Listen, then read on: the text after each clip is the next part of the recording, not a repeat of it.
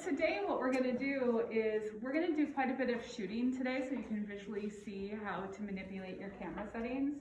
I have Kayla here who's going to be a model for us, and then I've also brought some things that we're going to use dice and cards to demonstrate the difference between shallow and wide depth of field, because I think that's one thing that a lot of people want to master right away, where they can have everything kind of out of focus in the background and foreground, and then the subject in super sharp focus.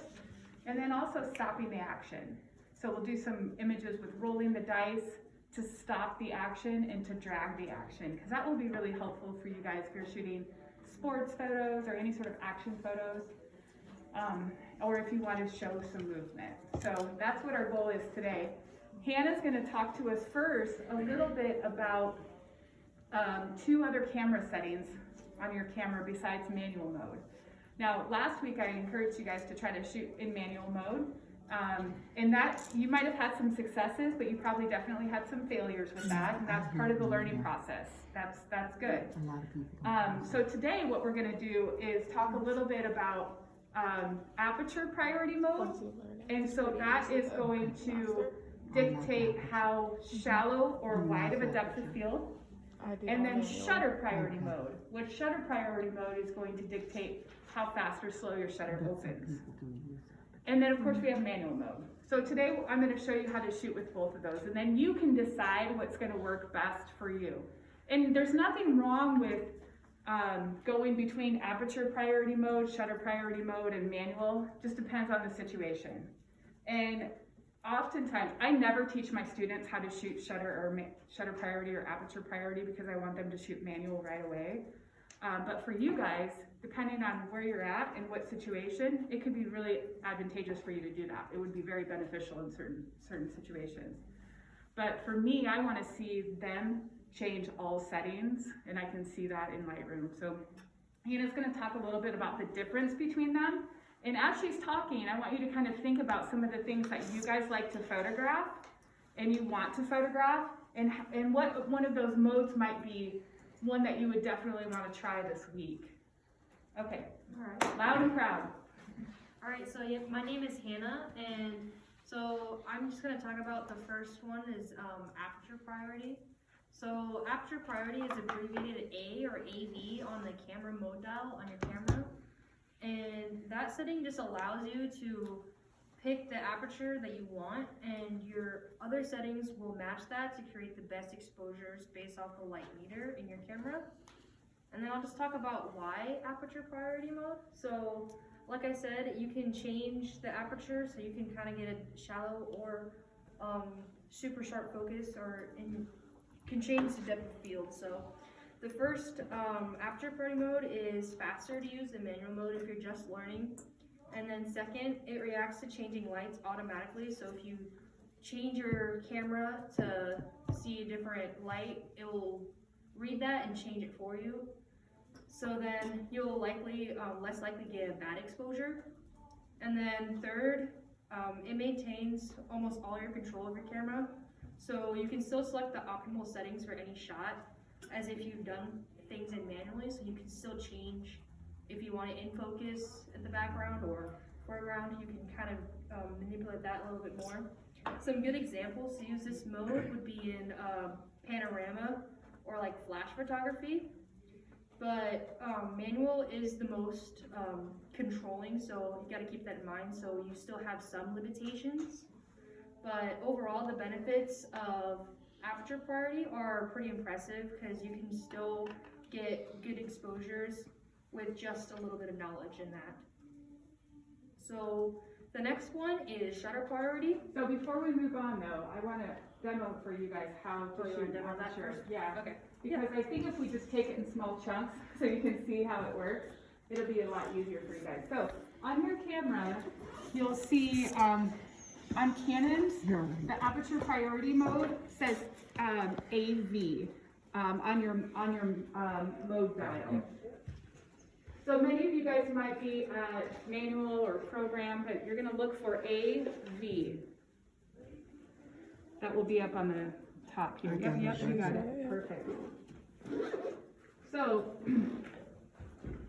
what we're controlling with AV is the aperture. So if you remember from last week, and I just briefly talked to you guys about this last week, but the aperture values on your camera will be f2, f2.8, f4, 5, 6, 8, depending on what your camera is, might go all the way up to f22.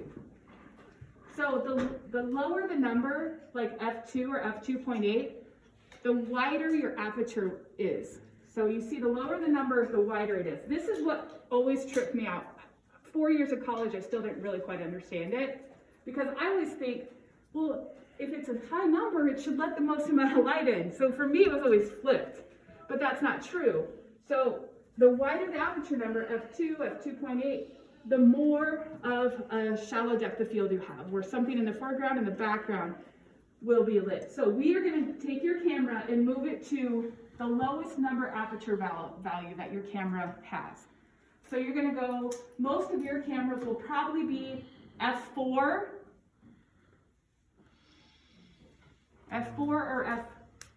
f5, maybe f3.5. I mean, this one. Oh, click OK. Oh, I do. And then You'll just have to run hold your that little under the style scale. here. And This then one? Yep, go lower. Yeah, and then just go all the way. To what? The lowest it goes. Where you're, Oh, I'm not Yep, sure. so f.4 is your lowest. Okay. yeah. Oh, no, that's the wrong one. So it's the cube, but it's the Okay. cube. So if you click that cube underneath that one. And hold it. I don't get what you mean with The cube. cube? Oh, right there, okay. The light is up there. No, it's not. There you go. Yeah, yours is.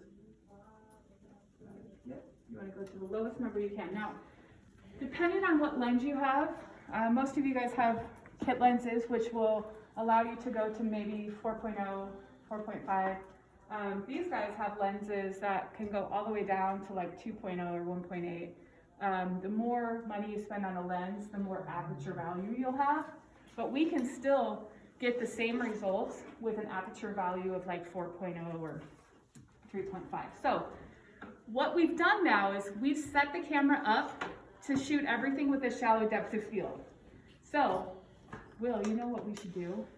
Let's move that whole table in better light once we get started, because then she'll have more flexibility with the light, the quality of light, and we'll just move all that.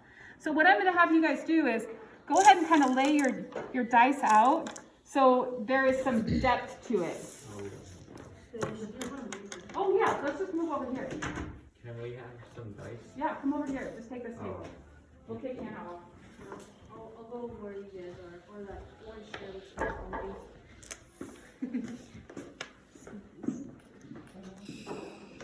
I like it. Or you can use that.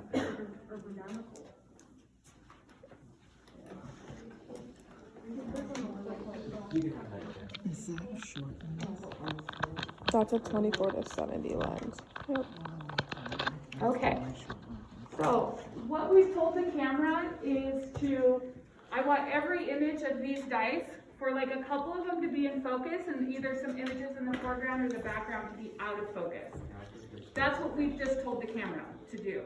So now what your camera is going to do, the only thing that your camera is going to do now is just adjust the shutter speed so you have a proper exposure. Okay? So you've made the decision of how you want the photo to look. So it's going to look like this, hopefully. I'm going to have you focus on one of the dice, like maybe in the middle. So we're going to focus on one of the dice, maybe in the middle, and then you're going to take that photo. And in theory, how this should work then, your camera is going to adjust your shutter speed to get a proper exposure.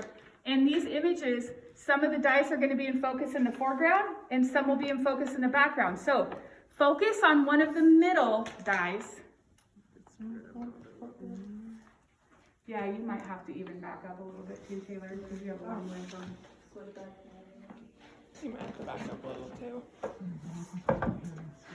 Yeah, and Linda, if you have a long lens, you Here, might let's do this. just back up.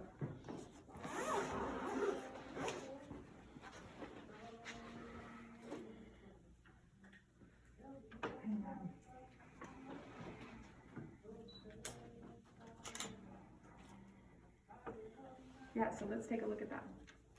That little white square. So you see how it focused on those, and then the ones in the foreground have that shallow depth of field? Yeah. That's good. Much So- better than my pose. So I want you to change the variation of these and focus on different dice each time, okay? So you can see how that works. You don't have to move all your settings because you've told it, this is how I want it to look. I want it to have a shallow depth of field, foreground and background. I have to use the other one where you change the. Nope. All you're changing with aperture value, the only thing you're changing is just where you're focusing on each time. Okay, I Because- can't remember how we did it, but we changed the, it had like. Oh, all the yeah, diamonds yep. And that, did I wanna do that? Yeah, you can do that, that's right here. Okay. Maybe this next one over. Sorry, every camera's a little bit different. There you go. Is that what I wanna do on this too, or no? You can change it, otherwise you just change which one you're focused on. Like, just look through there and put that square in a different one. Are you getting it? Yeah. So your white square right here, line that up with that white square. Actually, Taylor, why don't you come from? So keep going all the way back until you hit that, there you are. Okay. There. Yep.